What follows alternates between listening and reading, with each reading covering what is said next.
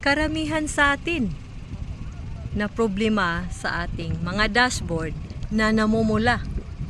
Pero hindi naintindihan kung anong gagawin sa tuwing namumula ang dashboard.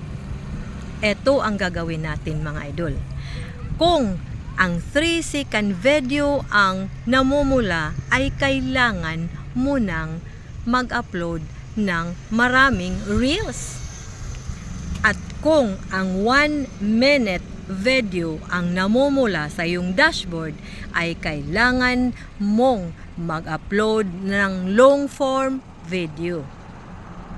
Kung followers naman ang namumula, ay syempre, kailangan mo ng followers. Gagawa ka ng maraming content at nang sa ganun, maraming mag-follow sa iyo.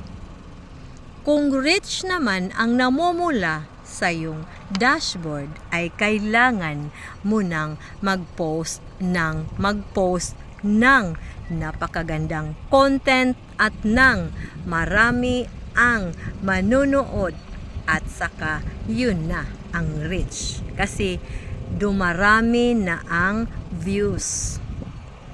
Kung ang engagement naman ang namumula, syempre, ang gagawin natin ay mag-reply ka ng mga comment sa iyong videos. At syempre, bibisita ka din, mag-view ng kanilang mga videos, mag-react at mag-comments ng ating mga kapwa creators videos. Yun lang mga idol, hindi yung namumula na saka na mag-live ka agad. Hindi yun ang rason or hindi yun ang solusyon ng yung problema na namumula ang dashboard.